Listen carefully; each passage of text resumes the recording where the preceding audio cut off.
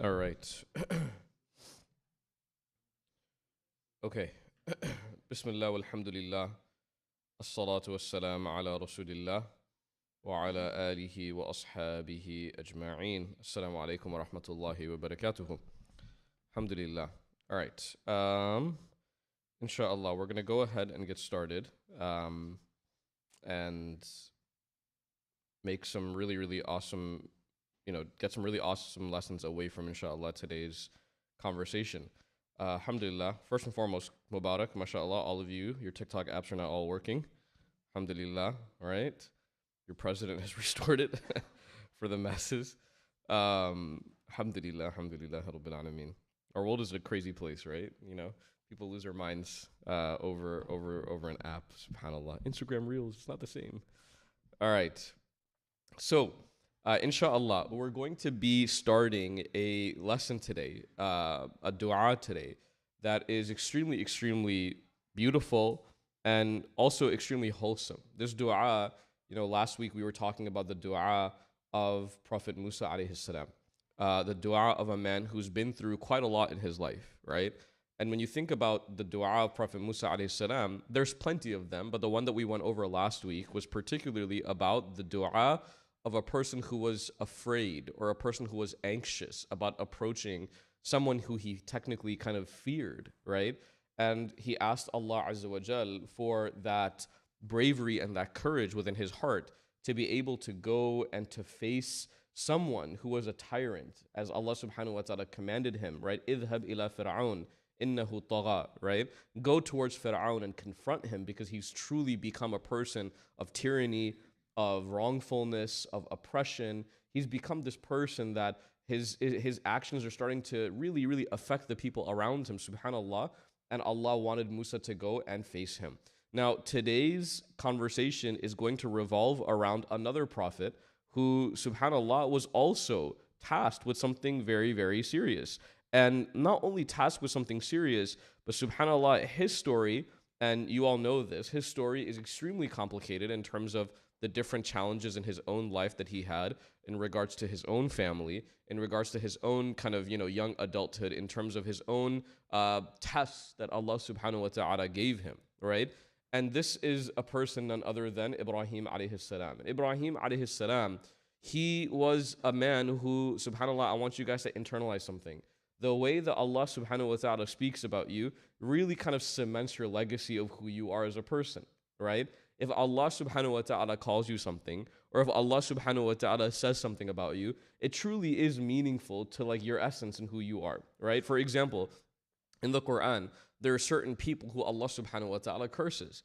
Is there any conversation around that person that, oh, this person's actually not that bad? No. If Allah says that like you're going to be punished, you're going to be cursed, and you're going to face a lot of, serious consequences in the hereafter, the yaqeen, the conviction is that, yes, this person is going to go through whatever Allah subhanahu wa ta'ala says they're going to go through, okay? But if you're on the opposite side, right, let's talk about Ibrahim. What does Allah say about Ibrahim? Allah, He says, وَأَتَّخَذَ اللَّهُ إِبْرَاهِيمَ خَلِيلًا. He says that Allah Himself, وَأَتَّخَذَ اللَّهُ إِبْرَاهِيمَ خَلِيلًا. Allah has taken Ibrahim as a khalila, as a close friend, a close companion. I want you to think about that. And Allah subhanahu wa ta'ala, you cannot really equate the companionship of like the dunya, of like friends here in this world, to the companionship between a prophet and Allah, because obviously, Allah has no one that's near equal to him, right? But think about now what that means, that Allah subhanahu wa ta'ala is saying that I've taken Ibrahim as a close friend. What does that tell you about Ibrahim? This is somebody who is, close to Allah more than almost every single person that you've ever even heard of in your life. And Allah loves him so much that He wants to keep his name and his honor close to His own. And because, why? Because Allah subhanahu wa ta'ala, time after time, tested this young prophet and then eventually grew into an older prophet as a man who went through such severe trials of family, of social status, of even the situation of leaving his wife Hajar and his newborn son Ismail in the middle of a valley called Mecca, right? I mean, these are things that, subhanAllah, no normal person would be tested with. But as we know, the greater the test, the closer to Allah subhanahu wa ta'ala the outcome can possibly be, right? You go through some really tough months of your life, tough years of your life. You know, although you're going through some difficulty, you know that through those years, Allah is drawing you closer. Allah is pulling you closer. That's why, you know, the Sahaba radiallahu anhum, they used to kind of say that when we went through times of ease, of course, you're grateful to God. You have a lot of shukr within your heart. But at the same time, when they went through a lot of ease in their life, they would actually start to kind of like, they'd be like, oh man, like Allah is not testing me enough, you know, like is Allah, you know, does Allah not want me to be as close? Like these are the questions that they had, right? And so when we tie this framework of tests and then the love of Allah, we understand that they're actually very, very close to one another. The idea of being tested is one that is close, that Allah subhanahu wa ta'ala wants to bring you closer to Him. And so in the Quran, and this is Surah Al-Shu'ara, Allah subhanahu wa ta'ala, He begins by talking to the Prophet sallallahu alayhi wa sallam. وَاتْلُ عَلَيْهِمْ نَبَأَ Ibrahim. He says, وَاتْلُ عَلَيْهِمْ نَبَأَ Ibrahim. That tell them the story. Naba'a. The word naba'a means like this kind of news, to convey news, right? So he says, tell them naba'a Ibrahim. Tell them the story of Ibrahim alayhi salam. إِذْ قَالَ لِأَبِيهِ وَقَوْمِهِ مَا تَعْبُدُونَ. He says, when he told his own father and his own people, قَوْمُهُ, his own people, why do you worship these? What do you worship? Ma ta'budun. What do you worship? And every single person, obviously, in this room, they know that the challenge that that Ibrahim's father had was that they worshiped what? They worship idols. So they say, قَالُوا نَعْبُدُ أَصْنَامًا. We worship idols, okay? And we are constantly in attendance of them, okay? We're constantly with them. لَهَا عَاكِفِينَ. We're with them. We're always, you know, they didn't just worship idols kind of just passively. This is the difference, by the way. This is why, subhanAllah, there is a difference between people who kind of like mindlessly worship something versus people who actively worship something, right? There are certain people, how many of you guys, when you guys are in college, you guys know this, how many people you met on campus, you're like, yeah, you're like this close to being Muslim. You don't really believe in what you were born into, right? Like, you're not really Christian, right? When people talk, like, they come to, like, the Ramadan fast-a-thon, they fasted, like, not only that day, but they fasted on Monday and Thursday. They're following more sunnahs than you follow, right? There are people who, subhanAllah, they come to Roots, they've been praying for like a year. I'm like, and then they're like, oh, I want to do my shahada. I was like, brother, I thought you were already Muslim. Like, subhanAllah, some people who are interested in Islam are more Muslim than we even are. And you can see that because, you know, they're just kind of passively worshiping whatever their family worships, right? But then Ibrahim's father commits and he says that, no, we worship قَالُوا نَعْبُدُ أَصْنَامًا. We worship idols, right? فَنَظَلُّ لَهَا عَاكِفِينَ. And we also are with them in attendance, right? We're always with them. We're around them. We're invested in them, okay? And so Ibrahim alayhi salam, he would start asking his father these questions. قَالَ هَلْ يَسْمَعُ إِذْ تَدْعُونَ. He would ask them, do they hear when you call? إِذْ تَدْعُونَ, like when you call them, do they listen to you? يَسْمَعُونَكُمْ. Do they hear you? And so Ibrahim alayhi salam, subhanAllah, you know, you see this kind of like, this really young, charismatic energy, right? Like, you know, like these like street debates you see about like Islam, right? Ibrahim alayhi salam, he'd be like with that like weird microphone, like that mini microphone. He's like, so what do you believe in? And so Ibrahim, he was doing this with his own father, right? By the way, but not in like a kind of like a witty way. He wasn't doing it in a sarcastic way. He wasn't doing it in a way that was disrespectful. He was actually doing it filled with sincerity, subhanAllah, right? He would ask his own dad, like, what? Why would you do that? Why would you, like, what's the reason? You're such a smart person. You know, this, by the way, is a tradition of the Prophet ﷺ as well. When the Prophet used to challenge other people about, like, their beliefs, the Prophet never did it in a cynical way. You know, sometimes nowadays, subhanAllah, this is why, by the way, sarcasm is something that, like, it's a little bit dangerous, honestly, right? Sarcasm hits people differently. Like, if it's a close friend, like, sarcasm's okay. But if you're just sarcastic, like as like just a natural kind of character of yours, it gets a little bit kind of like, it gets a little bit touchy because you don't know at that point that person's going to receive your sarcasm like a close friend would, right? So when a person, and this is, by the way, subhanAllah, like why I'm kind of like against like using cynicism when it comes to like talking to people about Islam.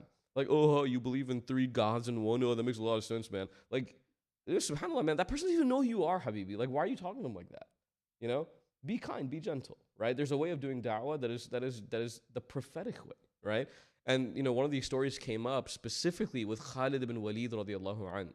Khalid ibn Walid radiallahu an was a very, very famous Sahabi, but he was very famous even before Islam as a general of the Meccan community, right? He was the one, subhanAllah, who was responsible for the victory of the Quraysh at Uhud, by the way, okay?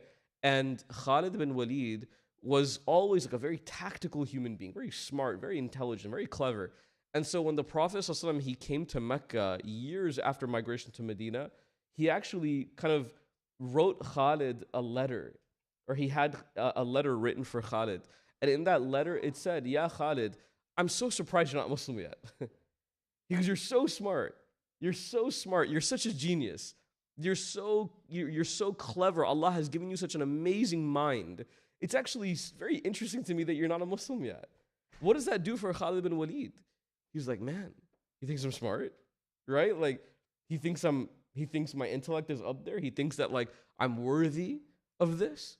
SubhanAllah. This is what drew Khalid bin Walid into the religion, by the way. You're a person who Allah is blessed with so much. Why would you not thank Allah for what you have? Why would you not be a Muslim and worship the one who is obviously, logically, the one that's deserving of worship? So Ibrahim would have the same kind of vibe with his own father. He would ask him, Hal yasma'unakum idh tad'un? Like, do they listen to you when you speak, right?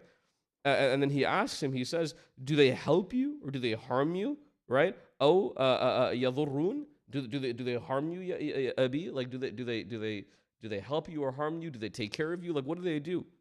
And so they all replied, قالوا بل وجدنا آباءنا كذلك يفعلون. And they say to him, no, but this is what we saw our dads doing before us. This, subhanAllah, is so interesting, by the way.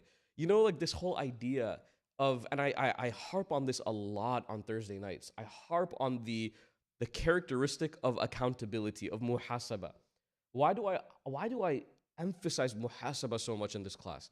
Because on the day of judgment, it's not going to be enough that you go to Allah and when Allah asks you a question, your answer is, well, I just saw other people do it. It's not enough. Well, they did it. It's not enough. The response that you need to give Allah on that day is one of calculation. Like, I did this because I thought this way, right? So look at their response even. When Ibrahim asked them why they do what they do, they say, وَجَدْنَا أَبَاءَنَا. This is what we saw our own fathers doing. كَذَلِكَ يَفْعَلُونَ. And that's why we did it. كَذَلِكَ يَفْعَلُونَ. And so they used to all do it, and so we did it, right? But this is not good enough. Allah has given you a brain. Allah has given you clarity within your heart to be able to see between right and wrong. By the way, there's a hadith of the Prophet ﷺ that you know that Allah subhanahu wa ta'ala loves somebody, يُفَقِّهُ فِي الدِّينِ. When Allah has given them the ability to understand right and wrong in terms of this deen. They're not just like sheep who like just do because other people do things, right? And this is such a pivotal stage in life right here in this room right now where we have to ask ourselves, like, am I just a person who does things because the person next to me did it? Or am I a person who wants to have my own unique, special experience with Allah subhanahu wa ta'ala, right? And this goes both ways because you cannot translate a person's experience in deen to your own. It will always be different. It's like snowflakes, right? Like each one is different. Each salah that is prayed is different. Each dua that is made is different. Each fast that is engaged in the month of Ramadan is different. Why? Because Allah has given you context to all of your ibadah. You prayed in a certain way because you are the one who prayed that prayer. You made dua in that way because Allah gave you the reason behind that dua. You cannot replicate another person's religious experience and now copy paste it onto yours because Allah gave you something special, something unique. And so it's important to embrace that gift from Allah subhanahu wa ta'ala. Always hunt your own experiences, right? And the internet has destroyed that for us, by the way. When we watch like TikTok videos, you're like, oh my God, like the humming in the background to like that video of Mecca, and like, I want that, you know? And then you go there and you're like, wait, where's like that soft hum in the back while I'm doing my tawaf? Habibi, it was just a sound. Really? The sound in Mecca is actually a bunch of guards yelling at you as you're doing your tawaf. It's not the same, right? It's different. But this is why we don't we don't copy paste people's experiences. Your experience might be completely different. By the way, trust me, alhamdulillah, Allah has blessed me to go on Umrah every single winter break for the past few years. I know this. We have people that come up to us and they're like, yeah, I wanted to experience Umrah like this, or I had this kind of like utopian experience of what that was going to be like. And subhanAllah, those who embrace being here and now, they actually say that it's better than what they thought it would be. It's better. When you embrace Allah individually, it's better. Okay? So subhanallah, right? They make the excuse, بَلْ وَجَدْنَا آبَاءَنَا كَذَلِكَ يَفْعَلُونَ. This is why we do it. And so Ibrahim, he says to them, okay? He goes, those idols you worshipped, right? Those idols you worshipped, and your forefathers, أَنْتُمْ وَآبَاؤُكُمْ. Okay? These things that you all worship, your forefathers that came before you. He says, فَإِنَّهُمْ عَدُوٌّ لِي. He says that they are, and I don't want you guys to think of the word adu as like an enemy in terms of like physical enemy, but like they just very fundamentally were different. It's important to attribute and address that difference. You know that surah that says lakum dinukum waliyadin, Surah Al-Kafirun. By the way, it's okay to embrace differences. This whole kind of like kumbaya movement of like we're all the same when you think about it, right? Like, trust me, I get invitations to speak at like interfaith conferences sometimes, and they're like, Imam Safi, can you just like talk about how like we're all the same at the end of the day? I'm like, yeah, I'm not gonna do that, right? Like, because we're not all the same. If we were to say that we're all the same, that would be such a detrimental disrespect to the Prophet ﷺ, right? Like, does a Christian believe in Rasulullah? No, you don't. Why would I just claim this giant claim that we're all the same? We're not the same. We're different. And that difference is powerful. To be able to state that, like, you believe in something that's different than me. But subhanAllah, that doesn't make me a person who is going to wish harm upon you. In fact, I want the best for you. I want to make dua that Allah guides you, right? So, if you truly, subhanAllah, this is why it's so important. The Prophet, you would see this in his character so much, especially in the Battle of Badr. It was something that came out in practice. In the Battle of Badr, the Prophet, an enemy that he would fight in the daytime, in the evening, y'all know what he used to do? He demanded his own people, his own community, the one that he kind of started to grow in Medina, he demanded that they go and deliver food to them at night. And these are people that they're fighting during the daytime. If you truly feel like there's like a difference between you and somebody else, you would actually do good to them. You would make dua for them. Ya Allah, guide them. Guide them like you've guided me. Like, it's not, there's not this kind of sense of, yeah, I'm better than that person, right? Any Muslim who feels that, like, yeah, because that person's a disbeliever and I'm a believer, like, I'm better than him, yeah, like, Allah's favored me over them. No. You were blessed by Allah to be chosen to believe in him in a rightful way. Don't use a gift that is so pure and turn it into a sense of arrogance, which is inherently bad, right? If you feel blessed by Allah, that blessing, that blessed nature should actually allow you to feel mercy for the people around you. It should make you feel like, subhanAllah, there's such a beautiful, beautiful statement that a person cannot love the ummah unless you want the best for them. You have to love them. You have to love them. How much like Muslim on Muslim hate is there all over the internet, guys? Y'all know this. Y'all have seen this with your own eyes. The comment section might as well be like our Gen Z battlefield, right? Like, get that guy, right? Get at him. Go after him, right? Like, that guy's not a real Muslim, right? I mean, subhanAllah. Like, look at some of the stuff that's said. It's so sad. When at the end of the day, like, you're literally on the same team, right? So, subhanAllah, he says here, فَإِنَّهُمْ عَدُوٌ لِي إِلَّا رَبِّ الْعَالَمِينَ.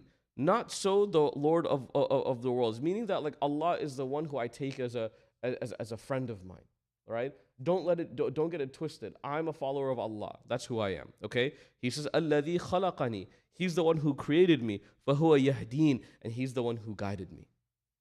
خَلَقَنِي وَيَهْدِينَ. And Allah is the one who guided me. He's the one who took care of me. Okay? And then Ibrahim alayhi salam, he kind of goes on, he says, وَالَّذِي هُوَ يُطْعِمُنِي وَيَسْقِينِ. He says that Allah gave me food and drink. And then he says, وَإِذَا مَرِضْتُ فَهُوَ يَشْفِينَ. He's the one who cures me when I'm sick. وَيَشْفِينَ فَهُوَ يَشْفِينَ. And he's the one who cured me. So he continues to go on and on and on about the love that he has for Allah subhanahu wa ta'ala, right? And then he says, وَالَّذِي يُمِيتُنِي ثُمَّ يُحْيِينَ. He says, he's the one that is going to cause me to die, and he's the one that's going to cause me to come back to life.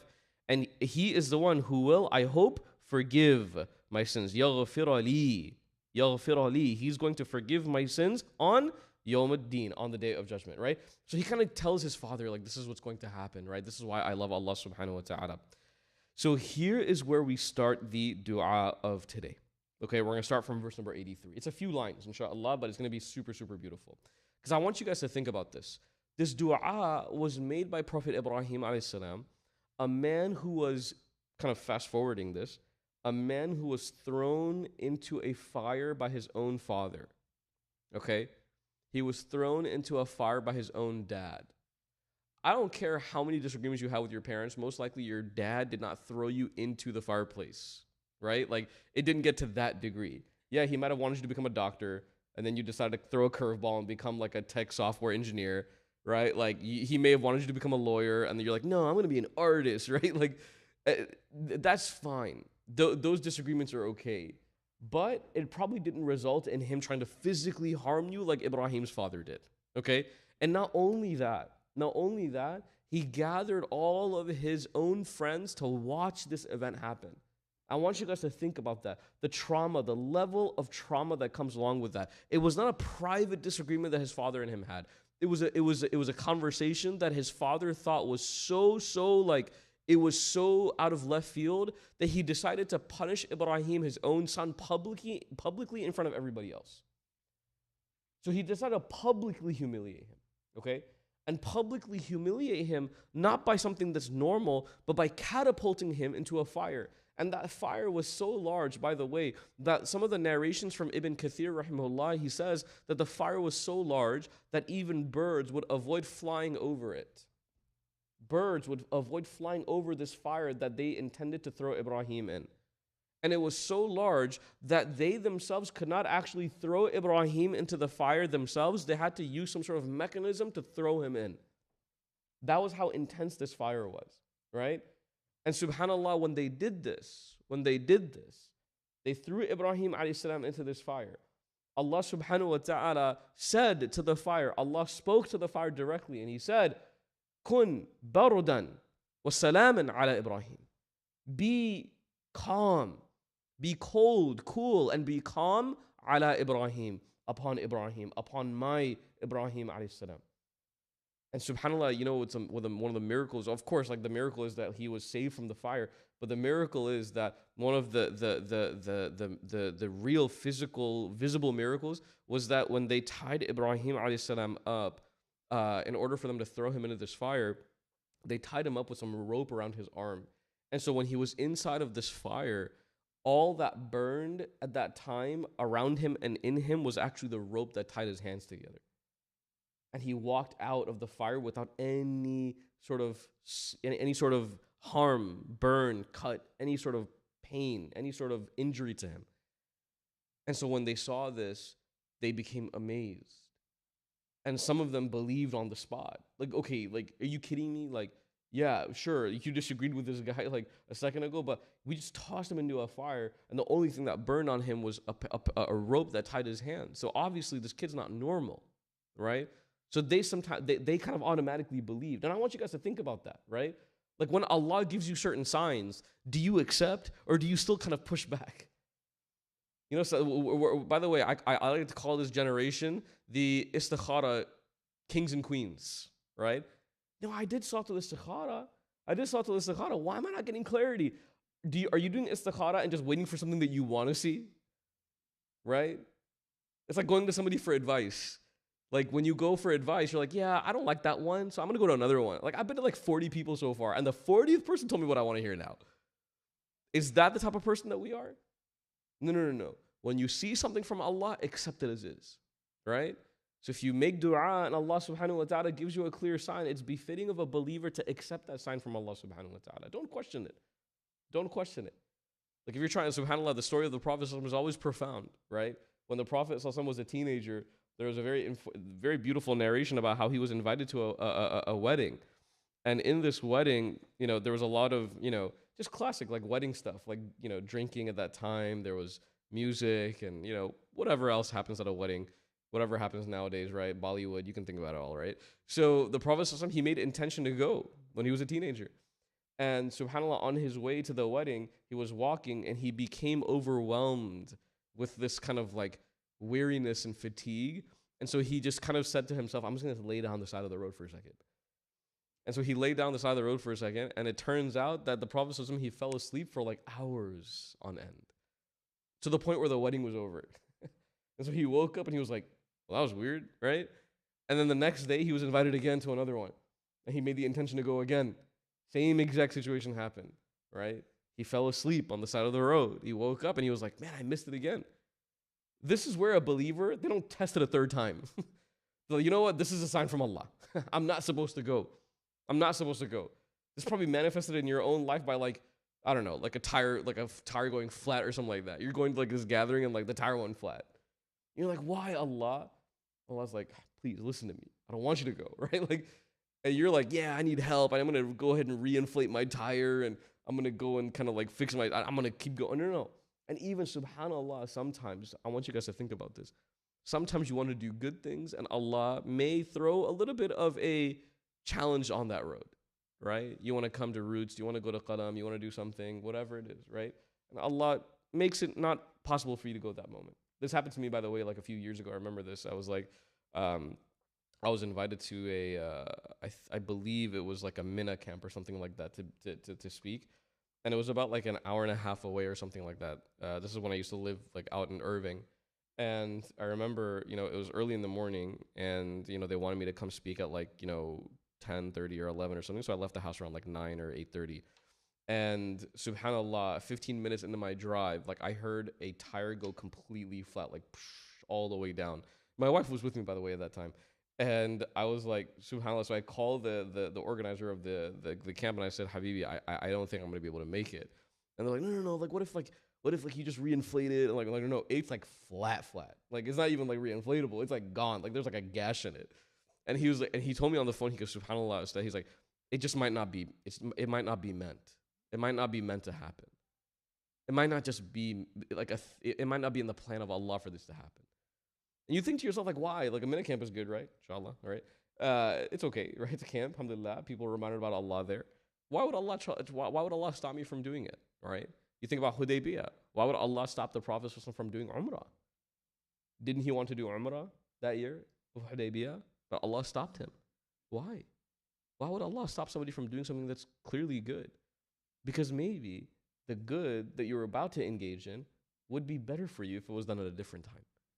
Maybe it would hit you differently if it was done a little bit later. Maybe you need to go back and internalize what you're about to do. Even if you get stopped from doing something good, there's a reason behind it, right? We believe in this fundamentally in Islam. It's not just because everything that you go to is bad that Allah stops you from it. There's certain things that are even good. How many of us have ever wanted to go and, there was somebody who, I remember subhanAllah one time they told me, I want to go to like Iqna, right? I want to go to Iqna and my parents aren't letting me, like, what do I do? You know what I tell them all the time?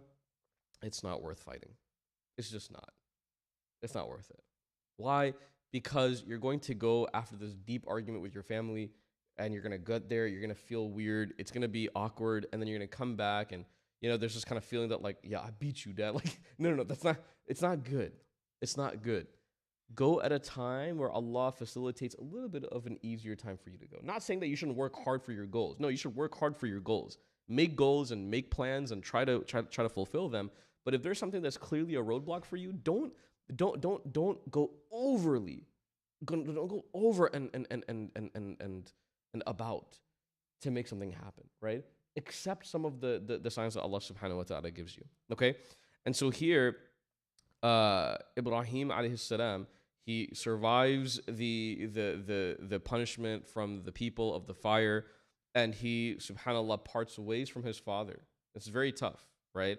I want you to think about this. Ibrahim's young life is really thematically kind of broken down in that particular realm of his life as a really, really kind of sensitive moment between him and his dad, right? Because they decided to part ways from one another. He said that I'm not going to be here anymore. Clearly, you and me disagree to a point where we can't even live in the same area together in harmony. So I'm just going to part ways with you, my father. And so then Ibrahim alayhi salam, he makes this dua. Okay, so what's this dua? This dua begins with verse number 83. And this dua says, Rabbi habli hukman walhiqni bis-salihin. Okay, this is the beginning of the dua. He says, Oh my Lord, Rabbi, oh my Allah, habli hukman. Habli hukman. Okay, anybody know what the word hab means? The word hab comes from hiba. You know what that means? Anybody? Yes?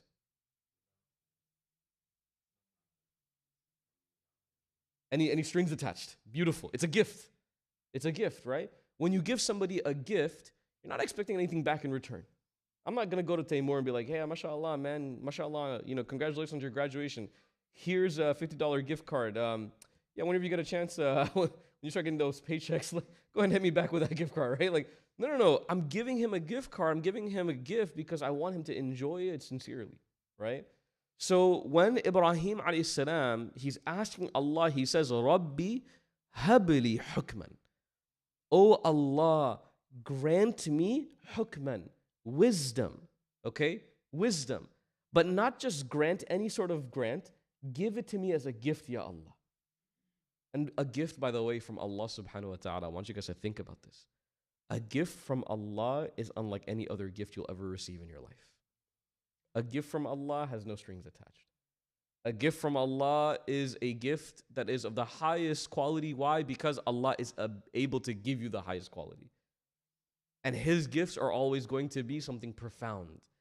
As Ibrahim asked, Rabbi habli hukman. Give me, ya Allah, hukman, wisdom. What is hukmah? What is hikmah? Why didn't Ibrahim say, Rabbi habli ilman? Oh Allah, give me knowledge. Why did he say wisdom? What's the difference between wisdom and knowledge, guys? Anybody? What's the difference? What do we think? Difference? Yes, go ahead. Very good. Wisdom is a level further because it teaches you what to do with your knowledge, right? Not everybody who is informationally sound is wise, right? I can know a lot of things, but I can be the most unwise human being ever, right? Are there not people who are extremely smart, but you would never introduce them to somebody who's like trying to become Muslim? Like, so Habibi, Zabiha is this, and like you have to cut the jugular 3 out of 4. Like, that person just needs to know that prayer is a thing, not Zabiha meat, okay? So Ibrahim, think about the first thing he asked for. Rabbi habli hukma. Oh Allah, give me wisdom. Give me wisdom. Give me the ability to know time and place, right and wrong. Know when or not when to do something. When to say, when not to say something. Right? This is wisdom. How to do certain things. Don't you guys agree that a lot of people know what to do, but they don't know how to do it? You guys agree with that statement? They know what to do, but the mannerism of how they perform it is completely bad. It's completely skewed. So Ibrahim first asked for hikmah. وَالْحِقْنِي بِالصَّالِحِينَ. He says, and join me, وَالْحِقْنِ وَالْحِقْنِي بِالصَّالِحِينَ. And join me with as-salihin. Make me a part of the group that is as-salihin. My guys, subhanallah, one of the most crucial things that I can share with a young Muslim generation is you are who you keep in your company. If you want to ask like what your core beliefs are, you should ask, what is the company that I keep around me? وَالْحِقْنِي بِالصَّالِحِينَ. Ibrahim is asking Allah, oh Allah, yes, I asked for wisdom. I asked for deen. I asked for faith. but Allah allow me to be with those people who are also like that as well. I cannot do this alone. I have to make sure that I'm with those types of people. Because if you have a good friend, who is upright and righteous, that friend will lift you up when you have your weekdays. And you will have days that you are weak. You will have days where you fall. You'll have days where Fajr is hard. You'll have days where making the right decision is difficult. But you have that one friend in your life that's going to call you or text you in the morning and say, hey, I know that like we live 10, 12, 13, 14, 20 minutes away, but hey, it's time for Fajr, right? Those are the friends that you want to keep with you. وَالْحِقْنِي بِالصَّالِحِينَ. By the way, the Prophet ﷺ, he used to make this dua frequently. And not only frequently, but particularly when he was passing away. He used to ask Allah subhanahu wa ta'ala, oh Allah, give me, have mercy upon me, and forgive me, and allow me rafiq al-a'la. Allow me to be joined with people who are of the highest status, of the highest caliber. I want the best of friends. Not just the friends that make me laugh. Those people are cool, right? Those guys I share TikTok videos with, I'm like, haha, it's great, right? But no, I want a deeper connection with my friends. I want a friend who can tell me that I'm making a mistake when I'm making a mistake, and they don't encourage me further when I do something wrong. I want a friend that's able to tell me the truth, even if the truth is hard to tell at that moment. Even if that truth sometimes may hurt, but that friend has my best interest in mind because they care about my akhirah just as much as they care about my dunya. Sometimes we get fooled thinking that like, yeah, this person wants the best for me just because they want the best for me in this dunya. Ask yourself, do my friends want the best for me in the akhirah? If a friend of yours is making dua for you for your akhirah, guys, I'm telling you, that's a friend worth keeping around you, right? So he says, وَالْحِقْنِي بِالصَّالِحِينَ, and join me with those who are righteous. And obviously, وَالْحِقْنِي بِالصَّالِحِينَ, who are the salihin? The people that came before him, the people of righteousness, Adam alayhi salam, Nuh alayhi salam, right? Hud alayhi salam, these prophets that came before him. He wants to be a part of that righteous company.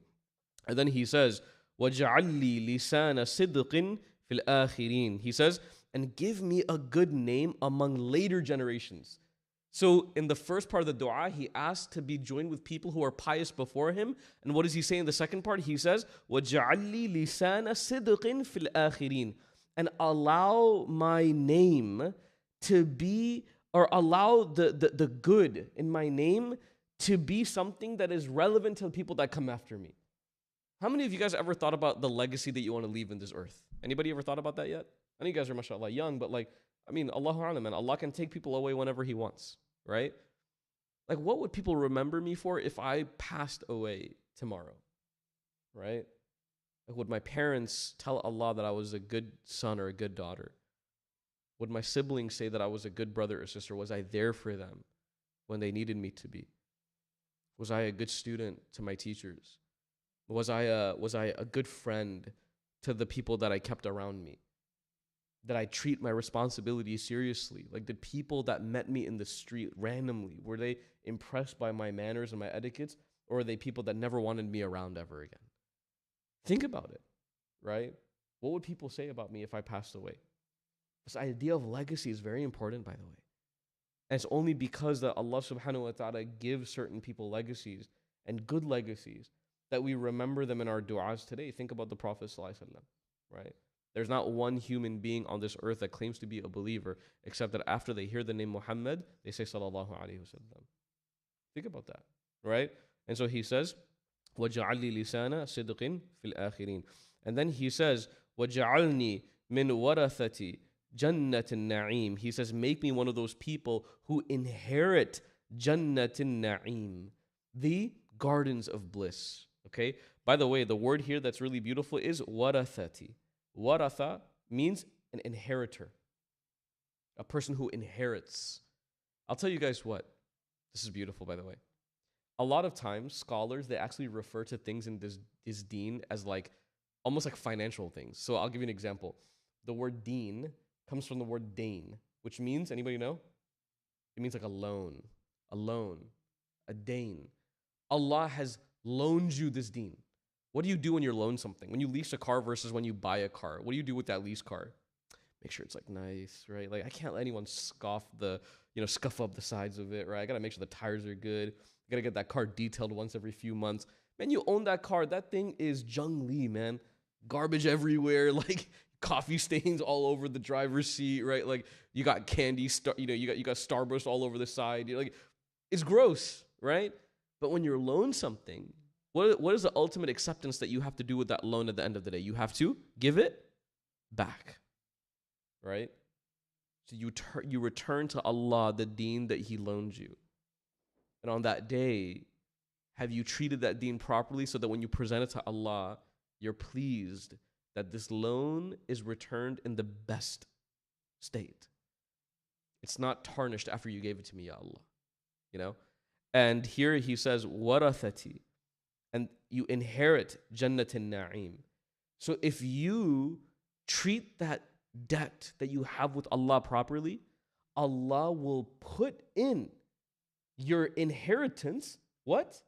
Paradise. It's given to you, man. It's owed to you. It's just a mathematical equation. You give me back this debt in the proper state, Allah will give you what was rightfully yours. Jannatin Na'im. Can you imagine, guys?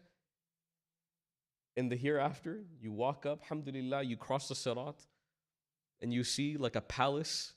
You're like, man, like whose rich palace is this? And Allah will say, this is yours. And you'll say, what? I never even had anything close to this. I never had. Like, what are you talking about? How many rooms are in here? 50,000. Is that good enough for you? Yeah, I think so. Right? Well, what else is in there? Food, as much as you want. Oh, what's your favorite food? Crispy, crunchy chicken. It's all there for you, right? What's your favorite drink? You know, Sonic strawberry limeade. Yeah, there's a fountain, by the way, in the back. Refillables, all yours. Can you imagine? And at that moment, you think to yourself, like, what did I do to deserve this? And Allah subhanahu wa ta'ala will say, well, you're one of those people that inherited this. So Ibrahim, he asked for it. وَجَعَلْنِي مِنْ وَرَثَةِ الْجَنَّةِ النَّعِيمِ.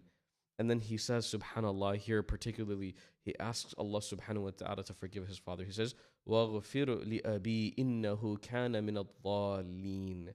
He says, oh Allah, forgive my father. He's one of those who have gone astray. I want you guys to think about something. This dude threw him into a fire.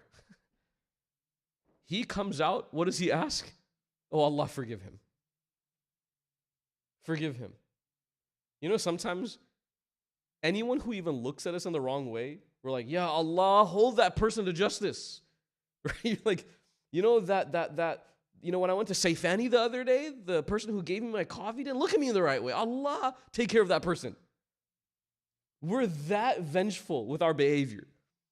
And this is a man who threw his own son into the fire. And he says, وَغَفِرُ لِأَبِي. Oh, Allah, forgive my dad. He didn't mean to do that. He's, his mind is not in the right place, ya Allah. Forgiving people, I'll tell you guys something, subhanAllah, which is very profound in our deen. Forgiving people is right up there when it comes to the highest caliber of deeds that you can do when it comes to our relationship with others. Yes, be kind, be courteous, be well-mannered, but forgiveness is something that is reserved for only the highest quality insan, the highest quality people. Because forgiving is not easy. Forgiving is difficult. Because the moment of forgiveness, shaitan tries to convince you that, no, you shouldn't do it. Remember all the things that person did to you? Remember all the things that person said to you? Remember all the times that person wronged you? Shaitan will come with his entire receipt. Y'all know, like when it comes like you brought receipts, right?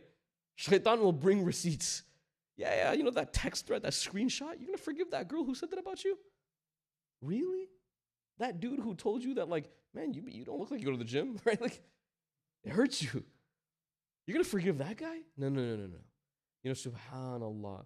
There was a verse in Surah An-Nur at the very end where Abu Bakr as-Siddiq radiallahu anhu was going through a very, very difficult moment with even one of his family members who said certain things about his daughter Aisha.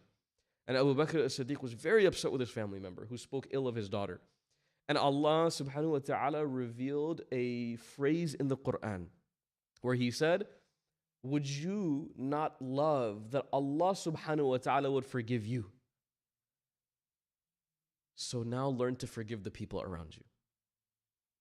So many of us, subhanAllah, I want you guys to think in the month of Ramadan, we're going to be crying to Allah to forgive us for everything that we've done. We're going to be yearning for that forgiveness. We're going to be desperate for that forgiveness. Now I want you to ask yourself, do you bring that same energy when it comes to the forgiveness of the people around you? Or are you one that expects to be forgiven, but with the people around you, you're the person who never ever gives anybody a break? If you want to be forgiven by Allah, begin to exercise forgiveness for the people around you. Okay, so he says, وَغْفِرْ لِي أَبِي إِنَّهُ كَانَ مِنَ الظَّالِينَ. He is one of the ones who have gone astray. And then he says, وَلَا تَخْزِنِي يَوْمَ يُبْعَثُونَ. He says, and do not disgrace me on the day when people are resurrected, Ya Allah. Like, Ya Allah, do not embarrass me on that day. On the day of judgment, Ya Allah, allow me to be one of those who are honored, one of those who are saved, one of those who you have your favors upon, Ya Allah. وَلَا تُخْزِنِي يَوْمَ يُبْعَثُونَ. Okay? And then at the very end, he says, يَوْمَ لَا يَنْفَعُ مَالٌ وَلَا بَنُونَ. He says, on the day where money nor children will help you. Right? مَالٌ وَلَا بَنُونَ. Money or kids will not help you. Okay? He says that on that day, you're not going to be able to rely on the things in the dunya, right? Like, yeah, mashallah, you drove a Tesla in Dallas, Texas, bro. Nobody cares, right? On the day of judgment, no one's going to care. Allah's not going to care, okay? It doesn't matter how much money you piled up. Like, yeah, I invested in crypto, right? Like, great, mashallah, right? Hopefully you didn't, like, bankrupt yourself. But, like, anyway, inshallah, you know, like, that's not going to matter. Wala banun. And even your kids are not going to matter on that day. By the way, subhanAllah, something scary is that your kids are probably going to be like, no, my dad, nah, I'm better than him. Like, give me all his good deeds. That's how scary the day of judgment is going to be, all right? On that day where you're not going to be able to rely on anybody else. You know, people call it bailout. Like, oh, yeah, bail me out. You know, help me out here, man. Like, you know, throw me a bone. Like, I need help. On that day, no one's going to bail you out. You know, subhanAllah, actually, only the one who may actually bail you out is the Prophet ﷺ. The only one that's going to care enough to even come to you on your behalf and cry to Allah, Ya Allah, forgive this person, is going to be the Prophet ﷺ. Everyone, inshallah, you know, this is not technically Friday morning or Friday night, and then tomorrow's Friday daytime. I want you guys to begin sending salawat upon the Prophet. Allahumma salli ala Sayyidina Muhammad. You know, subhanAllah, when you start saying Allahumma salli ala Sayyidina Muhammad, you gain the love of Allah subhanahu wa ta'ala as well. Right? Because Allah subhanahu wa ta'ala loves those who praise His Habib, His Muhammad sallallahu alayhi wa sallam, right? So he says, يَوْمَ لَا يَنْفَعُ مَالٌ وَلَا بَنُونَ. That day where wealth nor children will help. He says, إِلَّا مَنْ أَتَى اللَّهَ بِقَلْبٍ سَلِيمٍ. He says, when the only one who will be saved on that day, إِلَّا مَنْ أَتَى اللَّهَ بِقَلْبٍ سَلِيمٍ. The one who comes before Allah بِقَلْبٍ سَلِيمٍ, with a peaceful heart. قَلْبٍ سَلِيمٍ. I want you guys to do something for me from now until next Thursday. Qalbin Salim. It's a very profound phrase in Arabic. Qalbin Salim. A peaceful heart, a restful heart, a content heart. What is Qalbin Salim? Qalbin Salim is a heart that knows that it is well, free from disease, free from illness, free from sickness. You know, when you feel sick, there's something wrong. You don't feel like eating. You don't feel like drinking. You don't feel like going out. You don't feel like doing much. You want to wear sweatpants all day and lay under the covers. That's what feeling sick feels like. When you feel well, you know, because all the other elements of your life are also in sync. When you feel rested, you feel healthy, you feel good going to things. You feel good seeing people. Your conversations are not short because you're feeling sick. That's what being well feels like. So now I want you to think from a spiritual standpoint what qalbin salim looks like in a person. When a person has qalbin salim, they are so good with Allah to the point where they don't have that excuse of like, I don't feel like it anymore. When you have qalbin salim, it's easier for you to raise your hands and make your du'as. It's easier for you to go and give a little bit of charity. It's easier for you to go and be nice to people because you know you're well. Qalbin salim. And I'll give you the greatest element, the greatest kind of side effect of qalbin salim. Ready? Radiyallahu anhum وَرَضُوا عَنْهُ. Allah is happy with you, and you are happy with Allah. Now that's the greatest sign. Allah is happy with you, and you're happy with Allah. Anybody ever experienced like not being good with a person in their life? Like, you know, there's a little bit of like an awkward kind of tension in the relationship. Like text messages are weird, phone calls are short, right? Like there's always some tension in every conversation. Eye contact's not really a thing, right? Like you're kind of avoiding each other whenever you can. That's when a relationship has soured. But when you think about radiyallahu anhum wa radu an, Allah is pleased with them and they're pleased with Allah, that person will try to go and meet Allah whenever they can because they know they're so good with Allah. Even in the bad times. They'll try to run to salah because they know that they're good with Allah. They'll try and they'll do good deeds because they know they're good with Allah. Even if they're struggling, they'll go back to Allah. Why? Because they know they have that confidence, that tawakkul in Allah subhanahu wa ta'ala. You know, one of the hadith of tawakkul in Allah, trust in Allah, in a relationship with Allah, the Prophet one time he said that a person who trusts Allah in the way that Allah deserves to be trusted. If a person trusts Allah in the way that Allah deserves to be trusted, that person will have the trust, the tawakkul of the birds, at-tayra, the birds. What do? They go out in the morning, every single morning they leave their nest with an empty stomach, and they come back in the evening with their stomachs being full. That's a hadith of the Prophet. He is comparing true tawakkul to the tawakkul that birds have with Allah. Because when they leave their nest in the morning, like they don't have like a refrigerator and a freezer that has like all that wagyu in it, right? Like they're not stocked up. They don't have all the ingredients and the replenishings for the week.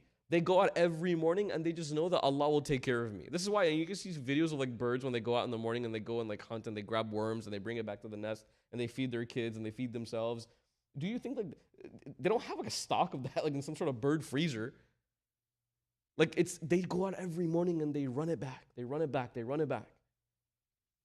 That type of trust, the Prophet says, that's the trust that a person who trusts Allah the way that he deserves to be trusted. That's the type of trust that they have.